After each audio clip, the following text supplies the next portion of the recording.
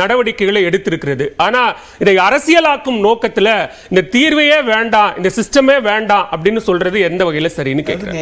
இந்த விவாதத்துல யார் எப்படி பேசினாலும் ஜூன் மாதம் 4ஆம் தேதியிலிருந்து இன்றைக்கு 23 தேதினா இந்த தேதி வரைக்கும் இருக்கிற நாளிதழ்களை வாசிப்பவர்களுக்கு என்ன நடந்திருக்கு நல்லாவே தெரியும். மக்கள் ஒன்றுமே தெரியாமல்லாம் ஒன்றும் கிடையாது. நீங்க ஜூன் மாதம் 14ஆம் தேதி வெளியிட வேண்டிய நீட் முடிவை நீங்க ஜூன் 4ஆம் தேதி வெளியிடுறீங்க. ஒரு கல்வியல் அமைப்பு இந்த வேலையை செய்யாது. ஒரு பல்கலைக்கழகம் ஒரு முடிவை வெளியிடுதுன்னா நாடாளுமன்ற தேர்தல் முடிவு வர்ற நேரத்தில் எந்த முன்னறிவிப்பும் இல்லாமல் 4ஆம் தேதி வெளியிடாது. ஏன்னா நாடாளுமன்றத்துக்கு உண்டான ஷெட்யூல் மார்ச் மாசமே கொடுத்துட்டாங்க. அப்போ என்ன நடந்திருக்கீங்க? நேஷனல் டெஸ்டிங் ஏஜென்சிக்கு நன்றாக தெரியுது நாம 2 முக்கியமான தப்ப பண்ணிட்டோம். அதாவது யாரு? நேஷனல் டெஸ்டிங் ஏஜென்சியே பண்ணிருக்கு. அது ஒரு பூதகரமா வெடிக்க போகுது. இது இந்த தேர்தல் நேரத்தில் இதை வெளியிட்டால் அது மக்களின் பார்வை ஈர்க்காது என்ற மிக முக்கியமான சூழ்ச்சி நிறைந்துதான் ஜூன் 4ஆம் தேதி அவங்க வெளியிடுறாங்க. இதுல என்ன நாம தெளிவா புரிஞ்சுக்கணும்னா 4 மார்க் கொடுத்தீங்கல்ல, 4 மார்க் கொடுப்பீங்கன்றதை நீங்க சொல்லணுமா வேண்டாமான்னு நான் கேட்கிறேன். அதாவது கேள்விக்கு பதில் கொடுக்கும் பொழுது பதிலில் தவறு இருக்குமே ஆனால் அத்தகைய கேள்விக்கு நான் 4 மார்க் கொடுத்துருவேன் சொல்லி இருந்தா நான் என்ன செய்வேன்? எல்லா கேள்விக்கும் பதில் எழுதுவேன்ல, எனக்கு சந்தேகம் இருந்தா கூட எழுதுவேன்ல. ஆனா நீங்க என்ன சொன்னீங்க? சரியா எழுதுனா 4 மார்க், எழுதாம விட்டா 0. எழுதி அந்த ஆன்சர் தப்பா இருந்தா 1 மதிப்பெண் கழித்து விடுவேன். அதனாலதான் நான் கோச்சிங் சென்டர் போக வேண்டிய அவசியம் வந்தது. நான் ஏன் கோச்சிங் சென்டருக்கு போனேன்? நான் அந்த கழித்தல் மதிப்பெண்ணிலிருந்து என்னை காப்பாற்றிக் கொள்ளணும்.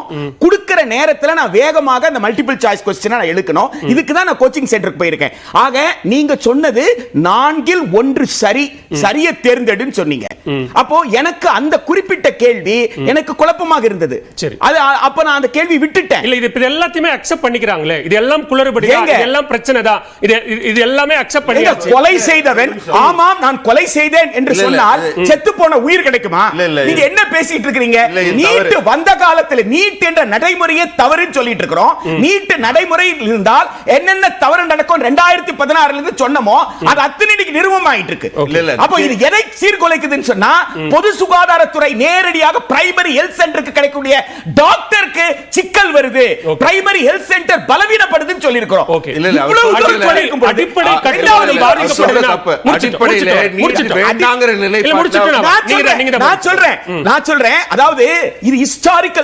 காங்கிரஸ் எது செய்தாலும் தவறு, ஜவஹர்லால் நேரு தான் எல்லாத்துக்குமே குற்றம் சொல்றவங்க நீட் மட்டும் காங்கிரஸ் கொண்டு வந்ததை திரு நரேந்திர மோடி ரசித்து ஏற்றுக்கொண்டாரே, ஏன்? அங்கதான் பிரச்சனையே வருது. காரணம் என்னன்னா டாக்டர் மன்மோகன் சிங் தலைமையில் இருந்த மினிஸ்ட்ரி உட்கார்ந்து நீட்ட முடிவு பண்ணல. ஊழலில் சிக்கி தவித்த மெடிக்கல் கவுன்சில் ஆஃப் இந்தியாவுடைய பரிந்துரை. சரியா? ஊழலில் சிக்கி தவித்த மெடிக்கல் கவுன்சில் ஆஃப் இந்தியா கொடுத்த நீட் 2013 ரத்து ஆயிருச்சு. பிறகு எப்ப திருப்பி வருதுன்னா 2016 செக்ஷன் 10D திரு நரேந்திர மோடி அவர்கள் தலைமையில் இருக்கிற அரசு அவசர சட்டமா கொண்டு வந்து அதுக்கப்புறம் இதுல நீங்க கவனிக்க வேண்டியது என்னன்னா திரு நரேந்திர மோடி அவர்கள் 2014 ஆட்சிக்கு வந்த உடனே பேராசிரியர் ரஞ்சித் ராய் சௌத்ரி கமிட்டி போட்டாரு. அந்த ரெக்கமெண்டேஷன்ல எலிஜிபிலிட்டின்ற வார்த்தை இல்லன்றதை நீங்க கவனிக்கணும். 92வது நாடாளுமன்ற நிலைக்குழுல அவங்க எலிஜிபிலிட்டி சொல்லவே இல்ல. அதுல பாதி உறுப்பினர்கள் பாஜகவை சார்ந்தவர்கள். அவங்க சொன்னாங்க தனியார் கல்லூரியில முறைகேடு நடக்கு, தனியார் கல்லூரி முறைகேடை சரி செய்வதற்கு காமன் மெடிக்கல் என்ட்ரன்ஸ் டெஸ்ட், அது எதுவே எந்தெந்த மாநிலங்கள் விரும்பவில்லையோ அந்த மாநிலங்களை விலக்கி வைத்துவிட்டு மாடல் டென்டல் காலேஜ் கேஸ்ல உச்சநீதிமன்றம் என்ன சொன்னாங்கன்னா இந்த வல்லுநர் குழு அறிக்கையை தான் நடைமுறைப்படுத்த சொன்னாங்களே தவிர நீட்ட நடைமுறைப்படுத்த சொல்லல. எனவே இந்த வல்லுநர் குழு அறிக்கை எல்லாம் நீங்கள் புறம் தள்ளிவிட்டு தான் செக்ஷன் 10D கொண்டு வந்தீங்க எம்சி ஆக்ட்ல. அதுக்கப்புறம் செக்ஷன் 14 15 என்எம்சி ஆக்ட்ல கொண்டு வந்தீங்க. அடிப்படை கட்டுமானத்தை சிதைக்கிறீங்க. ஆரம்ப சுகாதார நிலையத்துக்கு வர மருத்துவரையே அது யார் வரப்போறா அப்படிங்கிற அளவுக்கு அந்த கட்டுமானத்தை சிதைப்பதுதான் நீட் தேர்வினுடைய ரொம்ப முக்கியமான நோக்கமா இருக்கு. அதனால தான் அதை வேண்டாம்ங்கிறோம். ரொம்ப டீடைலா டெக்னிக்கல் பாயிண்ட்ஸோட சொல்றாரு. இதை தவிர வேற என்ன விளக்கணும்? பாயிண்ட்ஸ் எல்லாத்தையும் அவர் சொல்ற விதத்துல பார்த்தா ரொம்ப உண்மை மாதிரி அவர் சொல்றாரே தவிர நாடாளுமன்ற நிலைக்குழு கொடுத்தது உண்மை இல்லையா? நான் குறுக்கிடல உங்களுக்கு. அதுக்கப்புறம் உச்ச நீதிமன்றம் வரைக்கும் போச்சுன்னு சொல்றாரு இல்லையா? அப்ப உச்ச நீதிமன்றத்துக்கு அறிவில்லாம சொல்லியிருக்காங்களா எப்படி அதை கொண்டு வரணும், நீட் எப்படி செயல்படுத்த வேண்டும் என்ற வழிகாட்டு நெறிமுறைகளை தெளிவாக விளக்க விரும்புறேன். 5 நீதிபதிகள் இல்ல உச்ச நீதிமன்றத்தை தவறாக நீங்கள் சொல்லக்கூடாது. உச்ச நீதிமன்றம் 5 நீதிபதிகள் நீங்க தவறு வேண்டாம். எங்க நீங்க தவறு தவறை நீங்க உண்மைக்கு புறம்பாக நீங்க பேசும்போதெல்லாம் எங்க அமைதியாக கேட்டுக்கொண்டிருந்தேன். எது உண்மைக்கு புறம்பு எனக்கு புரியல.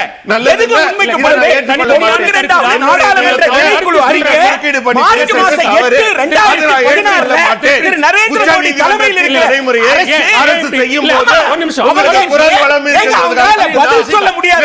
குரல் வளம் ஒரு அநியாயத்தை கத்தி சொல்ல முடியாது. நியாயத்தை கத்தி சொல்ல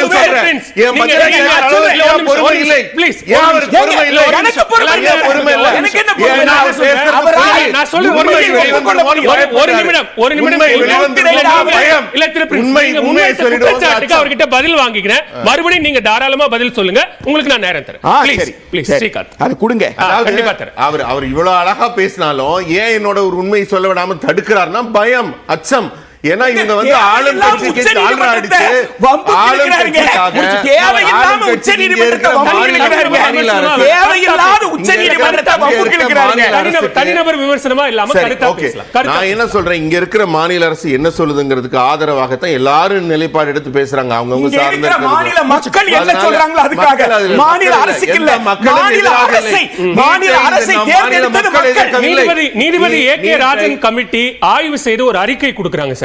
அந்த அறிக்கையை யாரிடம் அவர்கள் ஆய்வு நடத்தியது யாரிடம் சார்? நீட் தேர்வு எழுதின மாணவர்களிடம், எழுத போற மாணவர்களிடம், அவருடைய பெற்றோர்களிடம், தமிழ்நாட்டு மக்களிடம்.